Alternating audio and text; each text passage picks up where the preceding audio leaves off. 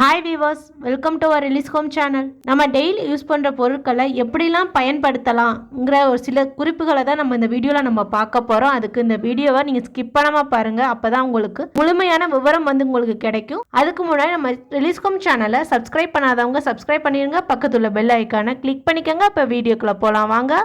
நம்ம குக் பண்ணும்போதோ இல்லைனா எதையாவது ஒரு பவுலில் எதையாவது சர்வ் பண்ணிட்டு கொடுக்கும்போதோ நம்மளுக்கு அந்த ஸ்பூன் இல்லை கரண்டி எதுவாக இருந்தாலும் அந்த பவுல் இல்லைன்னா அந்த சட்டிக்கு ஏத்தாப்புல இருக்கணும். இல்லைன்னா அது நம்மளுக்கு உள்ளே போயிடும்.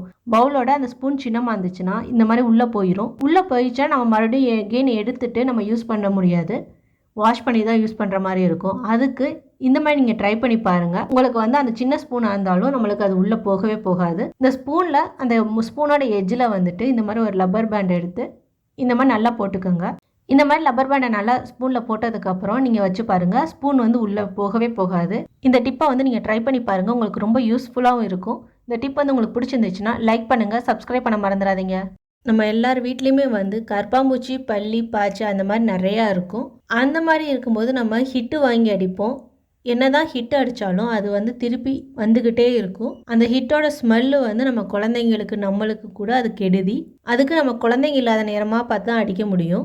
இனிமேல் அந்த மாதிரி நீங்கள் பயந்து அடிக்க தேவையே இல்லை. இந்த மாதிரி நீங்கள் ட்ரை பண்ணி பாருங்கள். அந்த கற்பாம்பூச்சி, பல்லி, பாய்ச்சை எதுவுமே வீட்டில் இருக்கவே இருக்காது. நம்ம பூஜைக்கு யூஸ் பண்ணுற ஊதுவத்தி இந்த மாதிரி எடுத்துக்கோங்க. இந்த மாதிரி எடுத்ததுக்கப்புறம் ஒரு பேக்கெட்டை நல்லா நச்சுக்கோங்க. நல்லா பவுடர் ஆகிற வரைக்கும் நல்லா நச்சுக்கோங்க. இந்த மாதிரி நல்லா நச்சதுக்கப்புறம் இந்த மாதிரி ஒரு பாக்ஸில் கொட்டிக்கோங்க. இந்த மாதிரி கொட்டினதுக்கப்புறம் நம்ம பூஜைக்கு யூஸ் பண்ணுற கற்பூரம் இருக்கு. அந்த கற்பூரத்தை லைட்டாக அந்த மாதிரி எடுத்து அதையும் நச்சு நல்லா பவுடர் ஆக்கிட்டு ஊதுவத்தி உள்ள கண்டெய்னர்லேயே இதில் போடுங்க. சாதா பூஜைக்கு யூஸ் பண்ணுற கற்பூரம் தான் அது. இல்லை இதுக்கு உங்கள்கிட்ட பச்சை கற்பூரம் இருந்தாலும் அதுவும் நல்லது. நம்மளுக்கு நல்லாவும் ஸ்மெல்லு இருக்கும். இந்த மாதிரி நீங்கள் இது ரெண்டையும் நல்லா மிக்ஸ் பண்ணிக்கோங்க. அந்த பவுடரான ஊதுவத்தியையும் இந்த கற்பூரத்தையும் நல்லா மிக்ஸ் பண்ணிக்கோங்க. நல்லா மிக்ஸ் பண்ணதுக்கப்புறம் இதில் கொஞ்சமாக தண்ணி விடுங்க. இந்த மாதிரி தண்ணி விட்டுட்டு நல்லா மிக்ஸ் பண்ணிடுங்க. நல்லா மிக்ஸ் ஆகணும் தண்ணியோட. நல்லா எல்லா இதுவும் நல்லா மிக்ஸ் ஆகிற மாதிரி பண்ணிவிட்டு உங்கள்கிட்ட ஸ்ப்ரே பாட்டில் இருந்துச்சுன்னா அந்த பாட்டிலில் இந்த தண்ணியை ஊற்றி எங்கெல்லாம் உங்களுக்கு கற்பம்பூச்சி ரொம்ப வருமோ அந்த இடத்துல நல்லா அடிச்சிடுங்க. இதை சோபா, கர்டன்ஸ் அந்த மாதிரி கூட நீங்கள் அடிச்சுக்கிட்டீங்கன்னா நல்லா ஃப்ரெஷ்ஷாக இருக்கும். அது நல்லா ஸ்மெல்லாகவும் இருக்கும். இந்த மாதிரி நம்ம ஸ்ப்ரே பண்ணுறனால கற்பாம்பூச்சி மட்டும் நம்ம வீடே நல்ல ஸ்மெல்லாகவும் இருக்கும். அந்த பச்சை கற்பூரம் நம்ம யூஸ் பண்ணியிருந்தோம்னா அந்த ஸ்மெல்லு குழந்தைங்களுக்கு ரொம்பவே நல்லது. சளி, காய்ச்சல் அந்த மாதிரி இருக்கிறதுக்கு அதை சுவாசிச்சா அவங்களுக்கு ரொம்பவே நல்லா இருக்கும். இந்த மாதிரி நீங்கள் ட்ரை பண்ணி பாருங்கள். இது உங்களுக்கு ரொம்பவே பிடிக்கும். வீடே நல்ல ஸ்மெல்லாகவும் இருக்கும். இந்த டிப் உங்களுக்கு பிடிச்சிருந்துச்சுன்னா லைக் பண்ணுங்கள், சப்ஸ்கிரைப் பண்ண மறந்துடாதீங்க.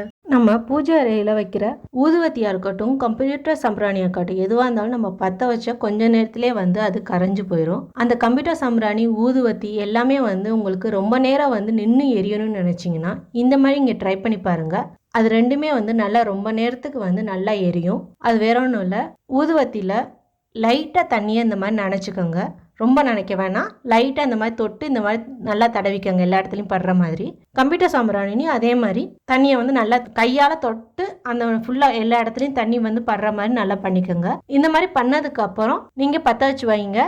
உங்களுக்கு அது நல்லா நின்று ரொம்ப நேரத்துக்கு எரியும். இதை நீங்கள் ட்ரை பண்ணி பாருங்கள். உங்களுக்கு ரொம்ப யூஸ்ஃபுல்லாக இருக்கும். இந்த டிப் உங்களுக்கு பிடிச்சிருந்துச்சுன்னா லைக் பண்ணுங்கள், சப்ஸ்கிரைப் பண்ண மறந்துடாதீங்க.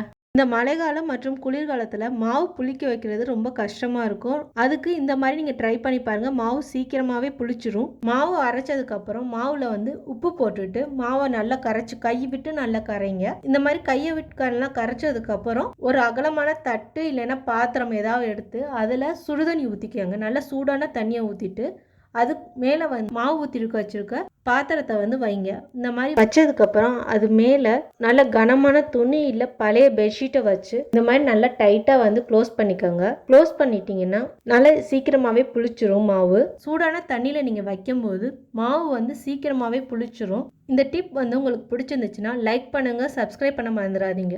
இந்த டிப்ஸ்லாம் உங்களுக்கு பிடிக்கும்னு நினைக்கிறேன். பிடிச்சிருந்துச்சுன்னா நம்ம ரிலீஸ் ஹோம் சேனலை சப்ஸ்கிரைப் பண்ணிடுங்க. உங்கள் ஃப்ரெண்ட்ஸுக்கும் ஷேர் பண்ணுங்கள். பக்கத்தில் உள்ள பெல் ஐக்கானை கிளிக் பண்ண மறந்துடாதீங்க. தேங்க்யூ ஃபார் வாட்சிங்.